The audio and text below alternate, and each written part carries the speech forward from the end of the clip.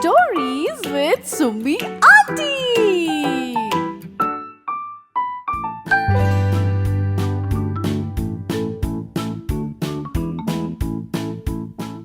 Hello children, Summi Auntie is back with another Panchatantra story.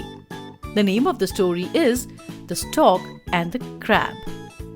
Once upon a time there lived a stork who used to pick fishes from the pond beside him and eat them. However, as he grew older, he found it difficult to catch a single fish. In order to feed himself, he thought of a plan. He told the fish, frogs, and crabs that some men are planning to fill the pond with mud and grow crops there, and that's why there won't be any fish in the pond. He also told them how sad he felt about this and that he will miss them all.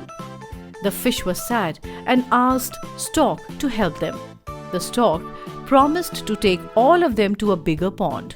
However, he told them, "As I'm old, I can only take a few of you at one go."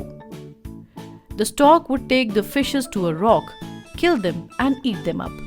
Every time he was hungry, he would take a few of them to the rock and eat them. There lived a crab in the pond who wanted to go to the bigger pond too. The stork thought of eating the crab for a change and agreed to help him. On the way, the crab asked the stork, "Where is the big pond?" The stork laughed and pointed to the rock which was filled with fish bones. The crab realized that the stork would kill him and so quickly thought of a plan to save himself. He caught the stork's neck and did not let go of it until the stork died.